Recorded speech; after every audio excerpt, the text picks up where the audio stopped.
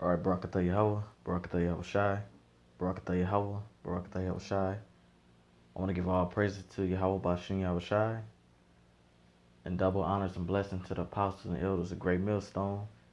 And salutation to you brothers out there teaching the truth and sincerity. And shalom to the elect.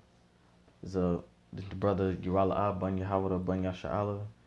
And this is my motivation video focusing on the tribe of Gad. All right. And how we know who the tribes are through prophecy, because you got guys out there that's saying the 12 tribes ain't the 12 tribes, but ain't edifying or showing they way of saying believing in that, and so we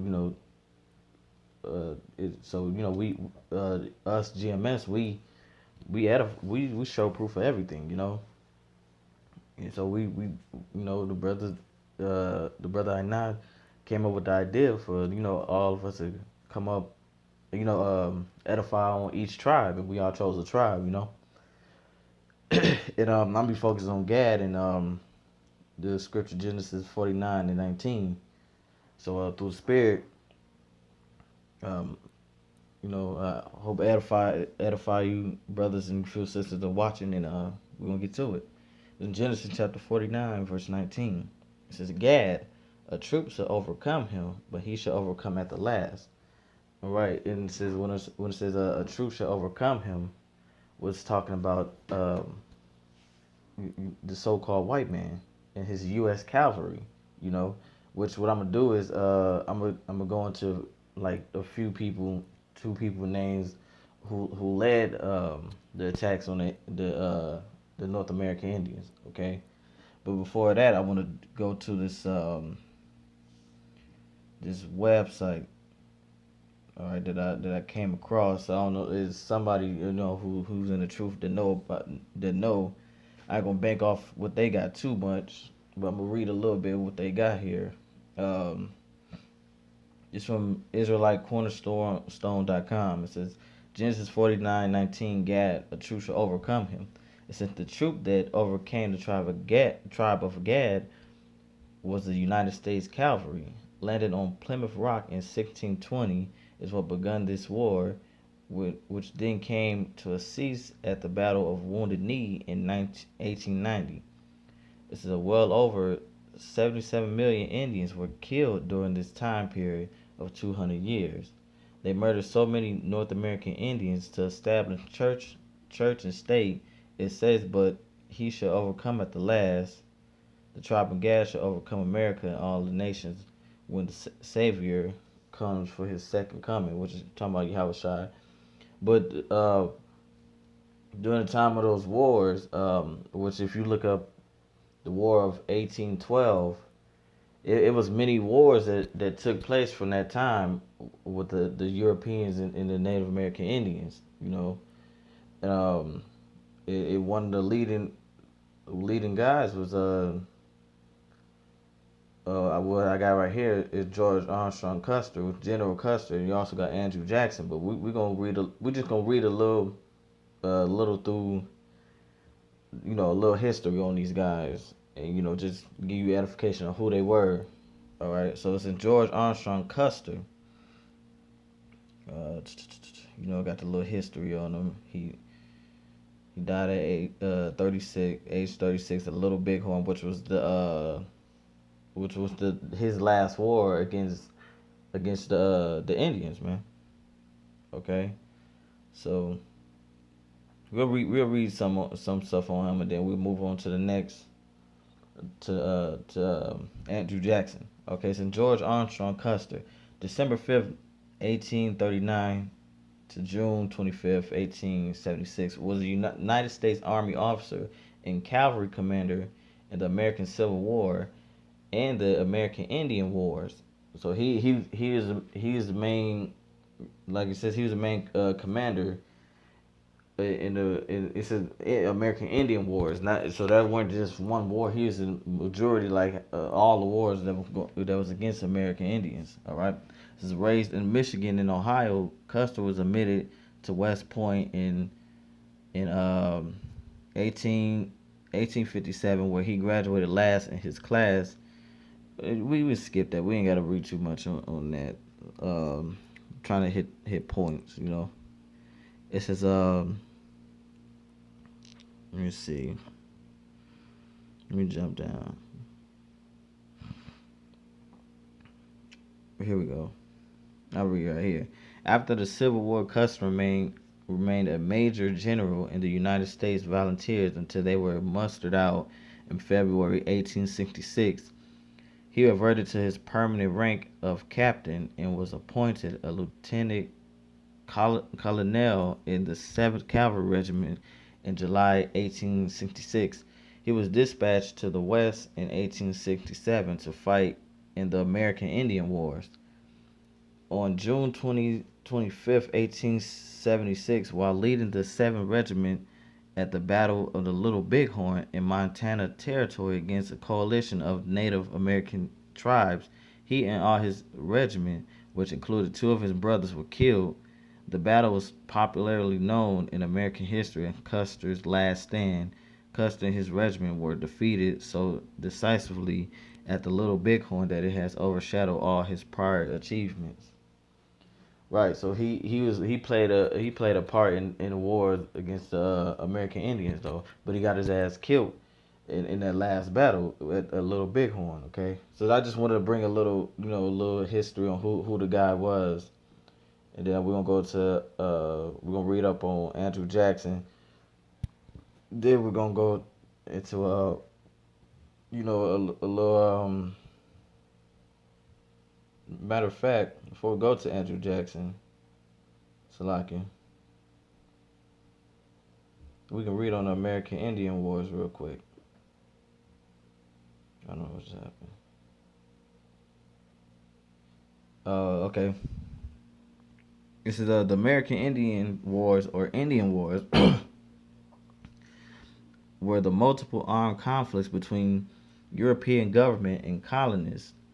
This is in later American settlers or the United States government and the native peoples of North America.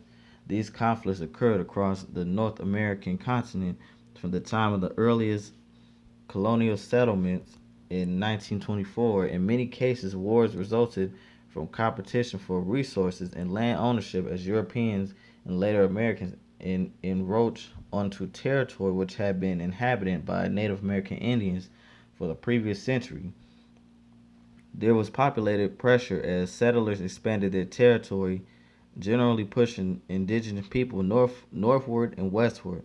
Warfare and raiding also took place as a result of wars between European powers in North America. These enlisted their Native American allies to help them conduct warfare against each other's settlements. It says, many conflicts were local, involving disputes over land use, and some entailed cycles of reprisal. Particularly in later years, conflict was spurred by ideologies such as manifest destiny, which it's gonna tell you. This is which held that the United States was destined to expand from coast to coast on the North American continent. It's a which that's prophecy, man. They it's part of prophecy, but they knew going back to when they first came over here to America, they knew where they was going, man. All right, they knew through the scriptures that that the American Indians was over here already, man. This is but but when they say manifest destiny, it's through prophecy because we at all the wickedness that our people were doing and prophesy that we gonna be getting killed, man. We gonna go under slavery under these heathens with the so-called white man. Okay, this is which is in the scriptures, man. This is which held that the United States was destined to expand from coast to coast on the North American continent. The In the 1830s, the United States had a policy of any Indian removal east of the Mississippi River, which was planned large scale. And we're gonna read a little on that too. The Indian Removal Act. It says which was a planned large-scale removal of indigenous people from the areas where Americans were settling, particularly in the years leading up to congressional passage of the related acts. There was armed conflict between settlers and Native Americans. Some removal was achieved through sale or exchange of territory treaties. We're gonna read some more on here. Uh, Effects on indigenous population. It said the 2010 census found 2,932,248 Americans who identified themselves as being Native American or Alaskan Native, about 0.9% of the U.S. population. No census exists on how many Native people lived in the Americas before the arrival of Columbus, but extensive research has been and continues to be conducted. Estimates on the population of pre-Columbus North America range from a low of 2.1 million. I don't know if I said that right. 1976 to 7 million people. Russell Thornton to 18 million. Uh, what's it? Dope Bins, 1983. As a result of infection, disease, conflicts with Europeans, wars between tribes, assimilation, migration to Canada and Mexico, decline in birth rates, the number of Native Americans dropped to below 500,000 in the 19th century. It's a scholar believed that the overwhelming main causes were new infections, disease carried by European explorers and traders. They also was killing our people too. You know, they was gunning our people down, and yeah, through the diseases too. Because them fucking Europeans were nasty, man. All right, we taught them ways to start keeping themselves clean, brushing their teeth. They don't wash their ass, so forth. They not clean. They carry diseases, man. You know, and they killed our people by putting a smallpox in our blankets and so forth. All right, and that's how they was able to overcome us. So it says so like you what I leave off. It says scholars believe that the overwhelming main causes were new infectious diseases carried by European explorers and traders. Native Americans had no acquired immunity to such disease, which had been chronic in Eurasian population for over 5 centuries. For instance, some estimates indicate case fatality rates of 80 to 98% in Native American population during smallpox epidemics. See that? Um, I'll read a little more. Just the last part. The United States Census Bureau, 1894, provided their estimate of death due specifically to war during the 102 years between 1789 and 1891, including 8,500 natives and 5,000 whites killed in individual affairs. Right. So now, since we went over that, which I should have read the Andrew Jackson, but it's all good. And this is Andrew Jackson, as you see. He was one of the 7 presidents of the United States, but he was also one of the commanding leaders in a few battles, which right here I'm gonna name off against the American Indians. Um, what is it? The Creek War. The what's it? The Battle of Emekfall and Anactachapo Creek. Battle of Horseshoe Bend, War of 1812. See, he played a major part in this war. Battle of Pensacola, Battle of New Orleans, the First Seminole War. You know, Conquest of Florida. And I'll read a little bit on him. This is Andrew Jackson, March 15, 1767 to June 8, 1845, was an American soldier and a statesman who served as the 7th President of the United States from 1829 to 1837 and is considered the founder of the Democrat Party. Look at that. It says he was born near the end of the colonial era, somewhere near the thin, unmarked border between North and South Carolina, into a recently immigrated Scot-Irish farming family of the Revolutionary Modest mean during American modest means during American War. Jackson, whose family supported the revolutionary cause, acted as a courier. At age 13, he was captured and mistreated by the British Army. He later became a lawyer. He was also elected to congressional office, um, first to the U.S. House of Senate Representative and twice to the U.S. Senate. Okay, this part should didn't jump that, you know.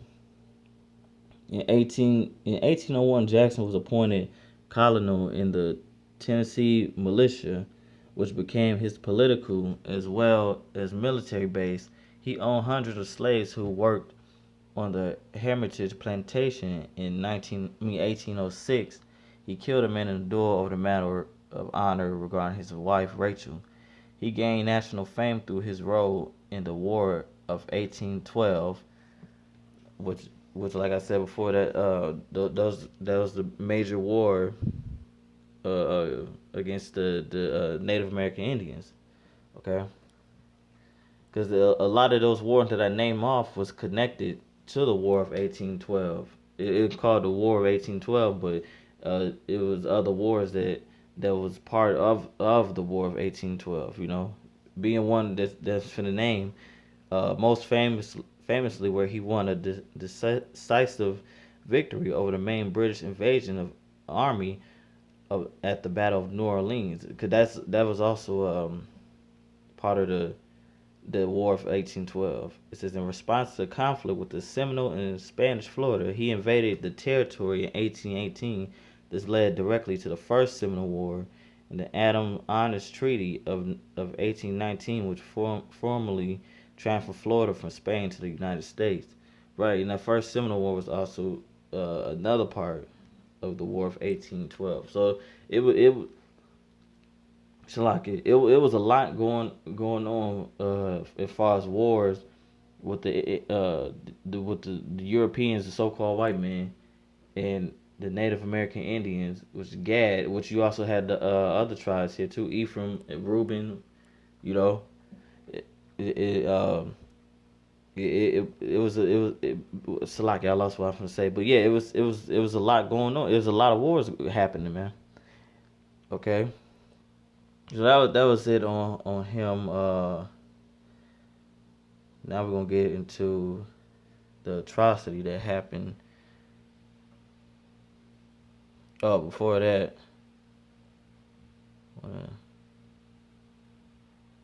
Shalakia. Let's go to Indian removal. Yeah, I did say I'm gonna add a file on the Indian removal. Okay, yeah. It's the Indian removal. This was a policy of the United States government in the 19th century, whereby Native Americans were forcibly removed from their ancestral homelands in the eastern United States to the land of the west of the Mississippi River, thereafter known as the Indian Territory. So the so-called white man came with a little what do you call it? Came up with this act to remove the Indians out their own homeland, man. Okay, to remove them out of their homeland to where most of them were settling at. You know, it says that policy has been characterized by some scholars as part of a long-term genocide of Native Americans by European. Right. See that policy has been characterized by some scholars as part of a long-term genocide, which it was a genocide, man. This is of Native American Indians. Okay. It says by European settlers to North America in colonial period and citizens of the United States until the mid 20th century. The policy traces its direct origin to the administration of James Monroe, though it addressed conflict between European Americans and Native Americans that had been occurring since the 17th century and were escalated into the early 19th century as white settlers continually pushing westward. The Indian Removal Act was the key law that forced the removal of the Indians and was signed into law by President Andrew Jackson on May 28th, 1830. Right, so they came over here and uh, uh, took over the land of the North American Indians, and then came up with a policy act to remove them out of their homeland, man. That's genocide, man. That's the same thing. So that's been going on since then, man. Cause Judah went through it, when they pull us out the ghettos, all right, and but that's another topic. Um, yeah, I just wanted to read that. Now we're gonna go into the atrocity. It says genocide of indigenous people, colonization, and genocide in the Americas. It says over the course of more than 4 centuries, from the 1490s into the 1900s, European and white Americans engaged in an unbroken string of genocide campaign against the native peoples of the Americas. The indigenous people of the America, we're talking about the Native American Indians, um, have experienced massacres, tortures, terror, sexual abuse, systematic military occupations, removal of indigenous people from their ancestral territories, forced removal of Native American children to military like boarding schools, atonement, in the policy of termination. You see that, man? So just show you how fucking wicked that Esau is, man. Okay, that's a genocide of what was happening to our people. All right, it says we experienced a massacre, torture, terror, sexual abuse, systematic military occupation, removal of indigenous people from the ancestral territories, forced removal. So they forced us out of the Salakia. They forced the Native Americans out of their own territory. That's robbery, man. It says forced removal of Native American children to military like boarding schools, atonement, and a policy of termination. Salakia doesn't say allotment and a policy of termination. Uh,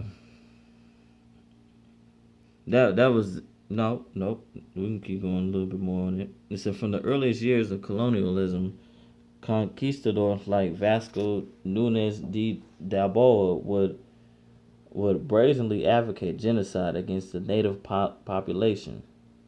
In the 1700s, British militia like William Trent and Simeon Ecayer gave smallpox exposed blankets to Native American emissaries as gifts at Fort Pitt to convey the smallpox to the Indians in one of the most famously documented cases of germ warfare. While it is uncertain how successful such attempts were against the target population, historians have noted that history records numerous instances of the French, the Spanish, the English, and, and later on the American using smallpox as as an ignoble means to an end. For smallpox was more feared by the Indian than the bullet. He could be exterminated and subjugated more easily and quickly by death bringing virus than by the weapon of the white man.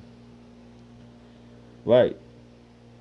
Let me keep reading. So the British High Commander Geoffrey Amherst authorized the intentional use of the disease as a biological weapon against indigenous population during the Pontiac Rebellion, saying, "You would do well to try to inoculate the Indians by means of blankets, as well as to try every other method that can serve